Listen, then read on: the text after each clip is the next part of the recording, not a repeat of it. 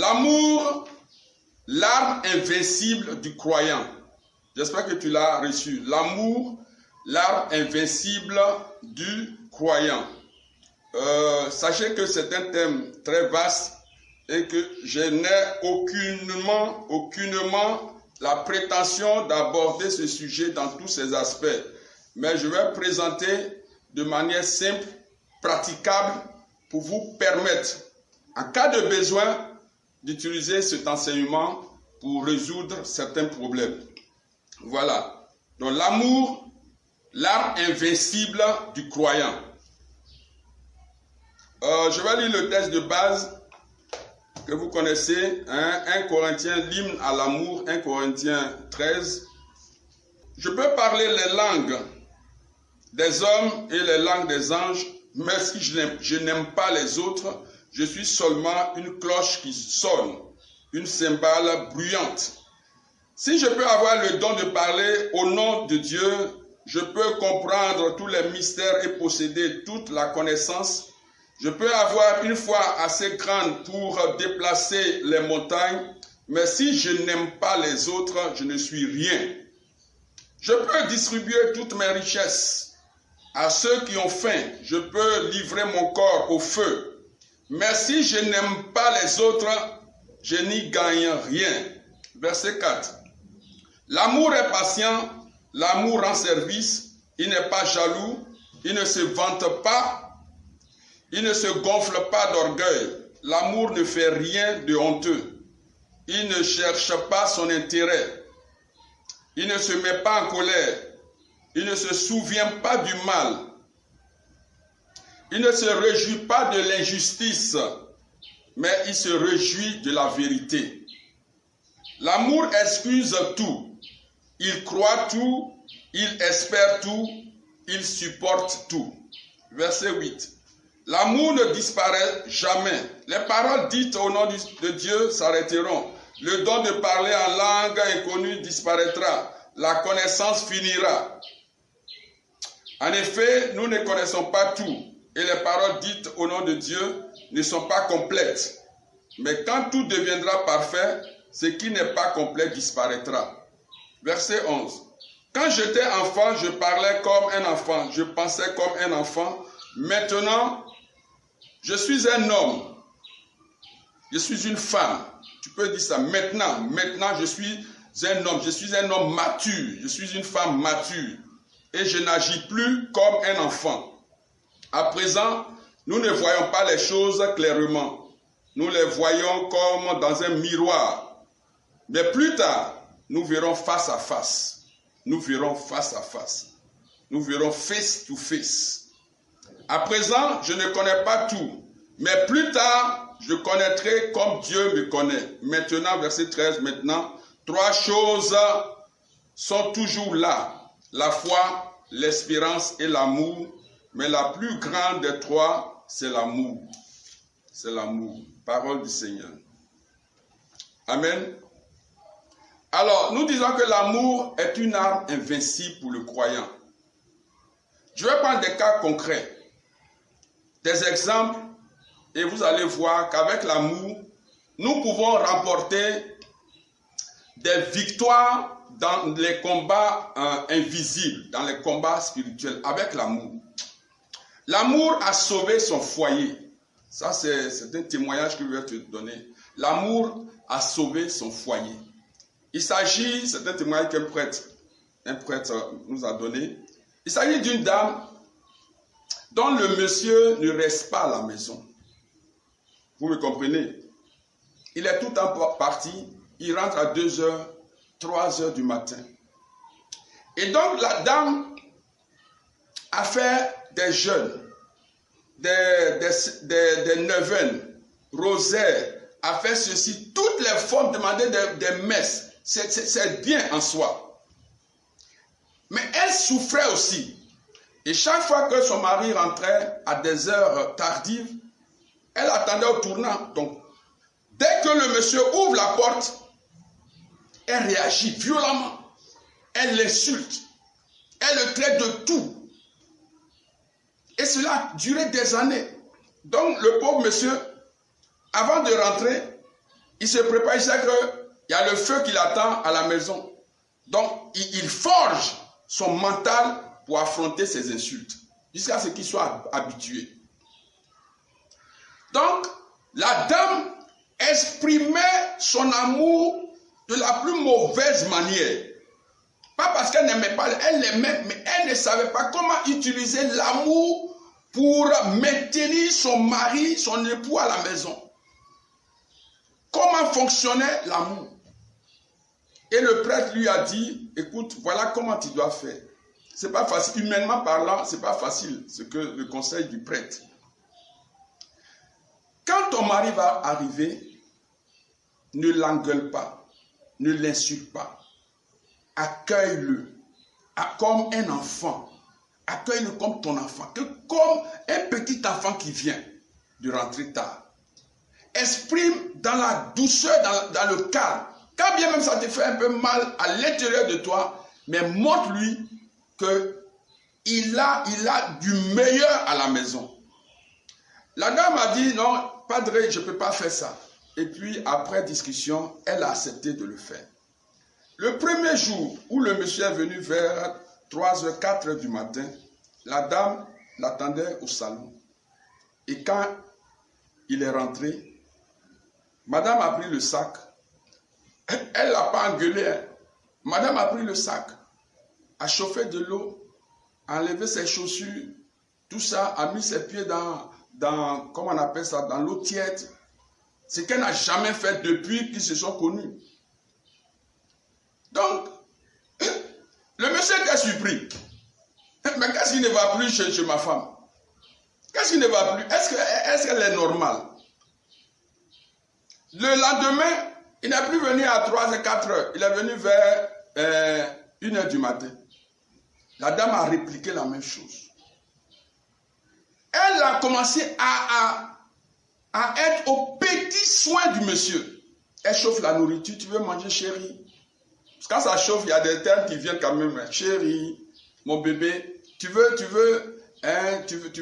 manger, tu veux prendre quelque chose. Ça a commencé à bouleverser les intentions ou bien le mental du monsieur. Troisième jour, il est venu à minuit. Et progressivement, il s'est rendu compte que ce qu'on lui faisait au dehors, c'est ce que sa femme a commencé à faire. Et par finir, le monsieur est cloué à la maison. La dame a renversé sa façon de faire les reproches à son mari en appliquant vraiment, avec la grâce de Dieu, cette autre dimension de l'amour. Se mettre au service. Et cet exercice-là a fini par sauver son mari.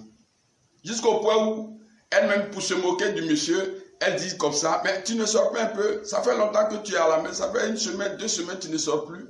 Vous comprenez?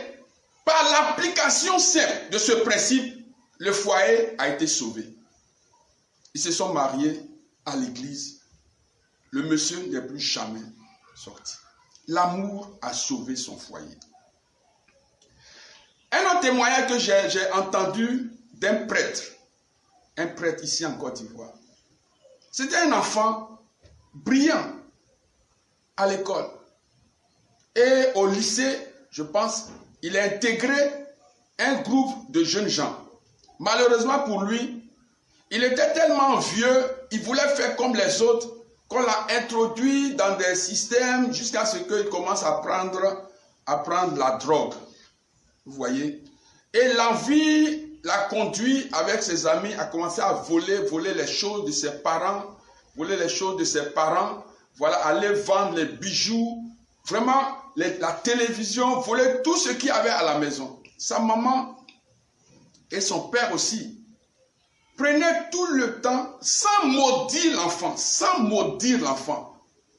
prenaient tout le temps à prier, à demander des messes. L'enfant a continué, on l'a déplacé, mais il a vidé vraiment le coffre de bijoux de sa maman. On l'a déplacé dans un autre pays. C'est lui-même qui explique cela. Quand il est arrivé dans le pays, il était vraiment un sage à un moment donné, et après, l'envie d'être comme les autres l'a encore emporté et il a commencé à chercher de l'argent un peu partout. Il disait comme ça qu'ils étaient arrivés dans un pays là-bas. S'il y a un accident qu'il y a mort d'homme, les gens se précipitent sur les corps pour enlever des organes, les organes humains pour aller les vendre parce qu'il y a des sociétés qui recherchaient. Donc c'est ce qu'il faisait aussi. Il vendait ça. Et après, il a commis de ces gaffes vraiment qui devaient lui coûter la vie. Je pense qu'on l'avait emprisonné même. Et on appelait donc ses parents qui se sont rendus dans ce pays. Quand le vieux, son papa l'a vu, vous voyez, il s'attendait à ce que son père le maudisse, lui dise des paroles méchantes. La mère, on sait, les mamans, elles ont un cœur de mère, donc elles ne sont pas violentes quelques rares fois.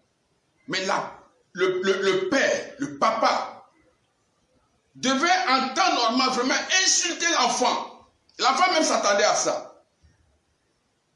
Le père voit son fils et lui dit, mon fils, je ne te condamne pas.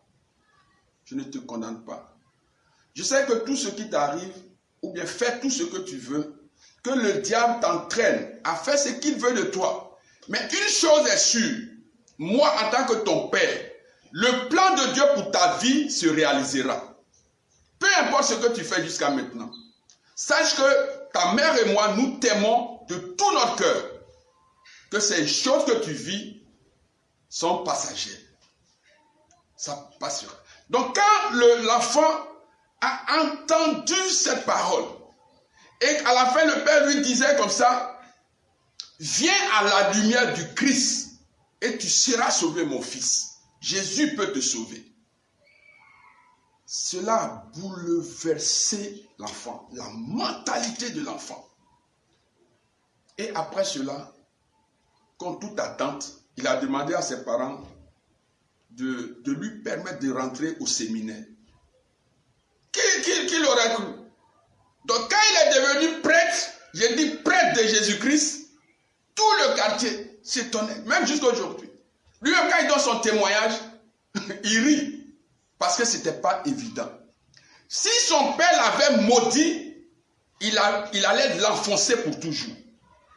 Mais l'amour que les parents avaient pour cet enfant a fini par sauver ce jeune homme.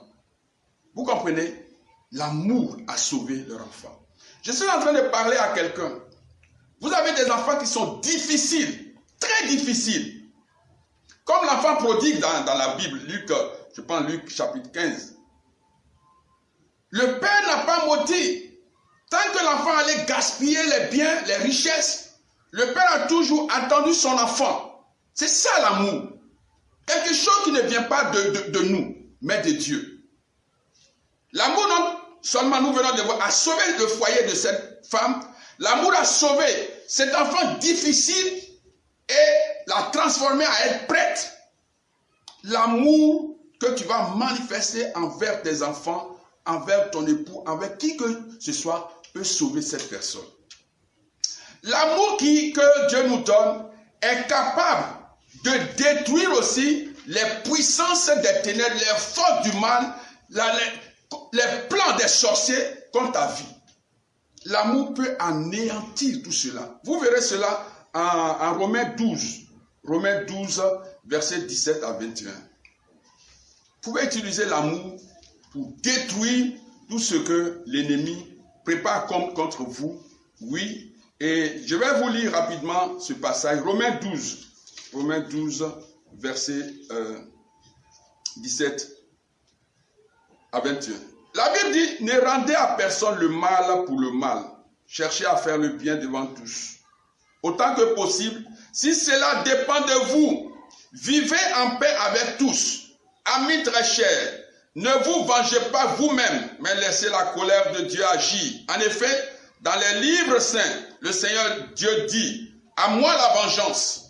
C'est moi qui donnerai à chacun ce qu'il mérite. Mais il dit aussi, si ton ennemi a faim, donne-lui à manger. S'il a soif, donne-lui à boire. Alors, tout ça, si tu n'as pas l'amour, tu ne peux pas le faire. Si ton ennemi a faim, donne-lui à manger. S'il a soif, donne-lui à boire. Alors, si tu fais cela, c'est comme si tu mettais des charbons brûlants sur la tête, sur sa tête. Ne te laisse pas vaincre par le mal, mais sois vainqueur du mal par le bien. C'est ceux qui manifestent l'amour qui font le bien. Donc, par l'application de l'amour, tu peux détruire les plans de tes ennemis dans ta vie. Alors, comment acquérir cet amour qui est une arme que Dieu met à notre disposition? Ce que je suis en train de dire, humainement parlant, ce n'est pas possible. Ce n'est pas possible. Alors, Dieu est venu à notre secours et il a fait quelque chose dans notre vie lorsque nous avons donné nos cœurs, notre vie à Jésus. Comment acquérir cet amour qui n'est autre que l'amour de Dieu? Voici ce que la Bible donne comme réponse en Romains 5, verset 5. Alors je vais lire rapidement, voilà, du verset 1 à 5 pour que vous compreniez. Oui, nous avons été rendus justes en croyant. Et maintenant, nous sommes en paix avec Dieu. Nous sommes en paix avec Dieu. Tu es en paix avec Dieu. Je suis en paix avec Dieu. Merci, Satan veut nous faire croire autre chose. Nous sommes en paix avec Dieu. Nous sommes en paix avec Dieu par notre Seigneur Jésus-Christ. Nous croyons et par Jésus, nous pouvons nous approcher du Dieu d'amour en qui nous vivons maintenant. Et nous sommes fiers. J'aime ces expressions-là. Nous sommes fiers parce que nous espérons recevoir la gloire de Dieu. Verset 3. Bien plus, nous sommes fiers parce que nous souffrons. Nous le savons, la souffrance rend patient. Et quand quelqu'un est patient, il reste fidèle malgré les difficultés. Celui qui est fidèle garde l'espérance et cette espérance ne trompe pas. En effet, voici la réponse. Dieu a répandu son amour dans nos cœurs par l'Esprit Saint qu'il nous a donné. Dieu a répandu, Romains 5, 5, Dieu a répandu dans nos cœurs, son amour par l'Esprit Saint qu'il nous a donné. Donc la présence du Saint-Esprit en nous, c'est la présence de Dieu, c'est la présence de l'amour divin, car Dieu est amour. Dieu est amour. Donc nous avons l'arme en nous. L'amour que nous pouvons utiliser pour mener des combats spirituels et remporter la victoire est déjà en nous par la présence du Saint-Esprit. L'amour est disponible. Répète après moi, l'amour est disponible en nous. Ce que les parents utilisaient pour sauver leur enfant est en nous. Vous voyez, je vous explique quelque chose. Le diable fait croire à nos enfants difficiles, à nos maris difficiles, peut-être à nos épouses difficiles, que nous ne les aimons pas. Les enfants difficiles entendent des voix au fond d'eux-mêmes. Des voix qui les amènent à croire que les parents ne les aiment pas. C'est pour cela que les parents crient sur eux, les parents font ceci. Donc quand l'enfant sort et qu'il arrive, et que les parents commencent à crier, la voix à l'intérieur d'eux-mêmes essaie de leur faire comprendre ce que nous t'avons dit, c'est exactement ce qui se passe. C'est parce qu'ils ne t'aiment pas qu'ils crient sur toi. C'est un mensonge de Satan. Et donc quand nous répliquons par l'amour, l'enfant, la vérité de l'amour commence à sauver, à ramener l'enfant dans cette réalité que Dieu nous donne et qui se manifeste par nos actes. Amen. Par nos actes. Jean dira le secret pour activer l'amour de Dieu qui est en nous. Comment nous pouvons activer l'amour de Dieu en nous? 1 Jean 3, verset 18. La Bible dit, ce n'est pas par la parole. Ce n'est pas un amour qui s'exprime seulement par la parole. L'amour se vérifie dans les actes.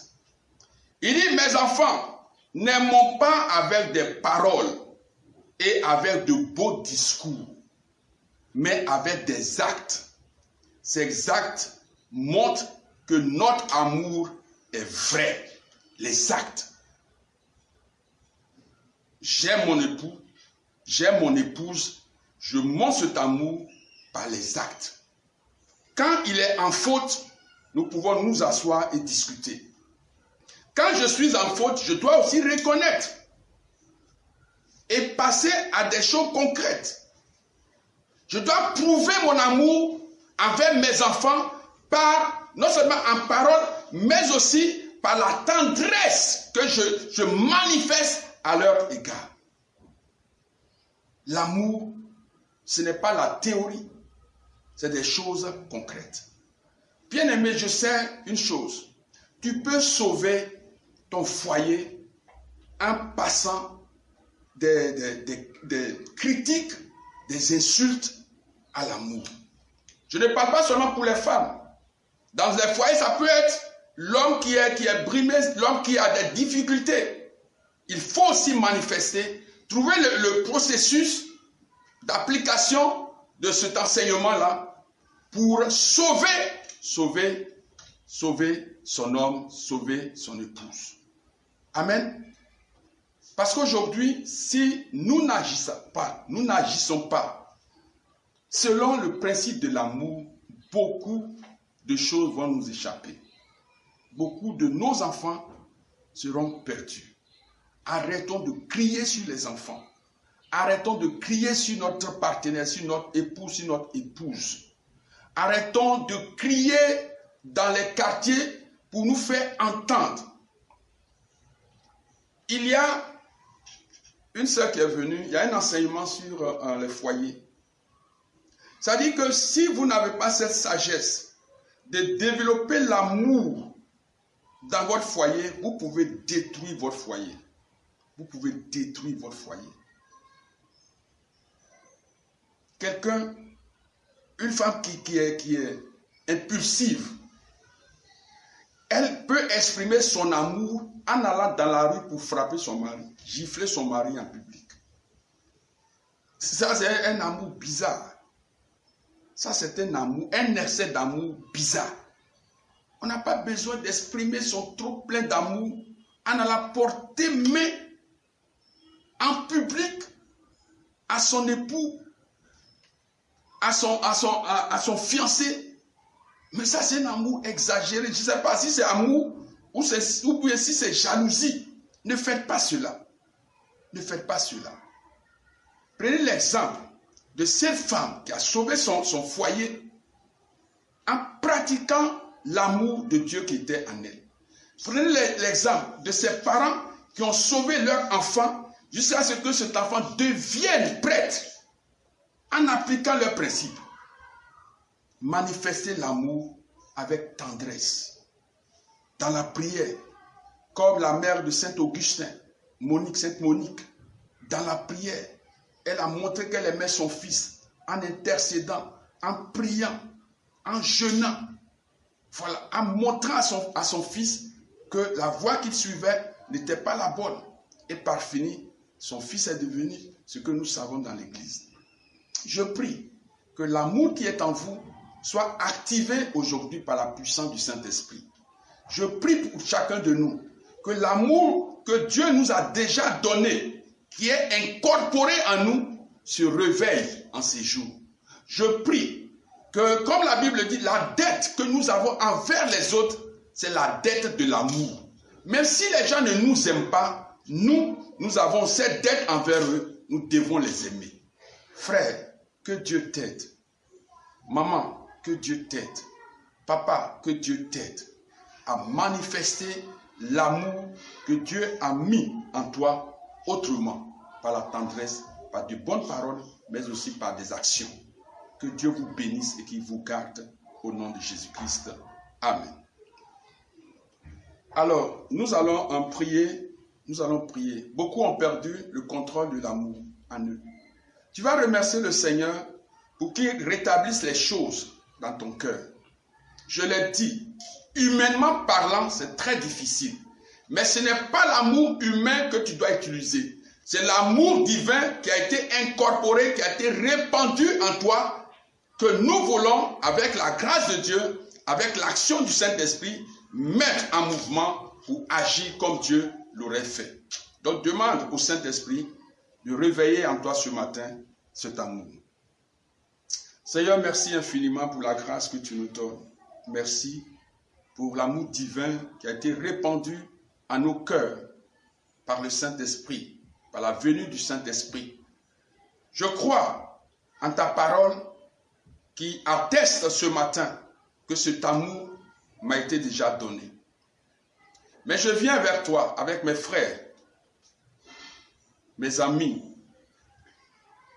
oui, sur cette plateforme. Seigneur Tout-Puissant, m'ouvrir à toi pour rendre, Éternel Dieu, possible, pour rendre applicable cet amour que tu m'as donné. Pour donner, Seigneur Dieu, l'amour aux autres, quoi qu'on me fasse. Pour distribuer cet amour, pour manifester de manière concrète cet amour envers les autres. Je n'attends pas que les gens m'aiment pour aimer. Je n'attends pas que les gens m'apprécient pour aimer. Je n'attends pas que les gens me lancent des fleurs pour aimer. Je veux aimer simplement parce que c'est une dette que tu as mise en moi envers les autres. Seigneur, aide-moi à aimer. Tu peux prier avec moi. Demande au Seigneur de t'aider à aimer ce qui en réalité ne devait pas être aimé. Celui qui t'a offensé, qui t'a maltraité, qui t'a maudit, qui cherche même à te détruire, demande la grâce à Dieu de l'aimer le plus simplement possible. De même que Dieu nous a aimés, alors que nous ne le méritons même pas. Jésus nous a aimés. L'amour est une arme invincible qui va te permettre de remporter des victoires. Commence à aimer quelqu'un qui t'a fait du mal. Ça fait des années. Tu as pris la décision même de finir avec cette personne. Mais aujourd'hui, tu vas faire le pas à cause du nom de Jésus pour manifester cet amour envers cette personne. Regarde désormais, quand tes enfants vont rentrer, cet enfant difficile qui te mène la vie très difficile, commence à l'aimer autrement. Ne criez pas sur eux. Demande la grâce à Dieu d'aimer ton enfant qui a volé tout dans ta maison, qui a dilapidé tes fonds, qui a, pris des choses très importantes, qui a même vidé ton compte. Commence à l'aimer. Demande la grâce à Dieu. Demande cette grâce à Dieu. Demande cette grâce à Dieu. Seigneur, merci infiniment. Je vais prier pour toi parce que c'est un thème pas facile à vivre. Je vais prier, me joindre à toi aussi pour implorer la miséricorde de Dieu. Je sais que l'application de cet amour va te permettre d'avancer dans tous les aspects de ta vie. Seigneur, merci infiniment. Merci pour mes frères et sœurs de ce rendez-vous de 12h45. Chaque jour, nous sommes à tes pieds pour recevoir de toi les instructions pour notre bonheur. Aujourd'hui, tu nous as amenés à échanger sur l'amour de Dieu. Comme nous l'avons dit, humainement parlant, nous sommes limités. Mais toi qui es le Dieu illimité, tu vis en nous par ton esprit. C'est pourquoi, Seigneur, nous te prions de briser en nous, par la puissance de ton amour, les limites de l'impossibilité. Accorde-nous la grâce d'aimer comme tu nous as aimés, d'aimer comme Christ aime son Église, d'aimer nos époux, nos épouses qui sont difficiles à vivre, d'aimer nos enfants qui sont difficiles à vivre. Et au bout de compte, Seigneur Dieu, accorde-nous l'exaucement. Accorde-nous une famille paisible. Donne-nous des enfants sages. Délivre-les, Seigneur, par l'exercice de l'amour Délivre-les de toute chaîne des ténèbres. Délivre-les. Tous ceux qui ont été blessés intérieurement, nous-mêmes y compris, sauve-nous par la puissance de ton amour. Que les eaux de ton amour nous envahissent. Que les fleuves de ton amour nous envahissent. Que les fleuves de ton amour nous envahissent. Que les fleuves de ton amour se déversent dans nos cœurs. Détruisent, Seigneur Tout-Puissant, la haine, la vengeance, Seigneur Tout-Puissant en nous. Que les fleuves de ton amour, par la puissance du Saint-Esprit, Seigneur Tout-Puissant, anéantissent tous les plans que nous avons préparés pour nous venger, Seigneur, d'un frère, d'une sœur. Que les fleuves de ton amour nous voient, Éternel Tout-Puissant, nous poussent à rechercher le bien-être de nos frères et sœurs, même de nos ennemis, selon les consignes que tu nous as données. Aujourd'hui, sauve-nous par ton amour. Sauve-nous, sauve nos familles, sauve nos âmes, Seigneur, par ton amour. Que cet amour soit scellé profondément en nous. Scellé profondément en nous. Seigneur, je proclame que par la puissance et l'activation de cet amour, les cœurs qui étaient malades sont guéris en ce matin. Les cœurs qui étaient malades sont guéris. Par l'activation de ton amour, Seigneur, les portes qui étaient ouvertes dans nos cœurs et qui laissaient entrer les démons, les mauvais esprits, les mauvaises situations, toutes ces portes sont fermées au nom de Jésus-Christ. Par l'activation de ton amour, l'impossibilité devient possible aujourd'hui. Les choses, Éternel Dieu, que tu voudrais nous donner et qui ont été bloquées par manque d'amour à notre niveau, ces choses entrent en action dans nos mains, Seigneur. Nous les possédons au nom de Jésus-Christ. Seigneur, ton amour nous donne d'acquérir les biens qui nous reviennent de droit. Merci, Seigneur, que ton esprit nous plonge dans les profondeurs de ton amour et que nous soyons des enfants de lumière, des enfants d'amour, comme Dieu notre Père lui-même est amour. Que Dieu vous bénisse, frères et sœurs, et qui vous donne en toutes choses la victoire par la puissance de son amour en vous, au nom de Jésus-Christ. Quelqu'un peut dire Amen. Quelqu'un peut dire Amen. Ici, l'impossible devient possible. Désormais, par l'action du Saint-Esprit, vous allez manifester en parole et en acte, oui, cette puissante arme que Dieu a mise à notre disposition et que les résultats suivent pour la gloire de Jésus et pour le bonheur de vos familles et pour votre bien-être. Merci infiniment au nom de Jésus-Christ. Amen.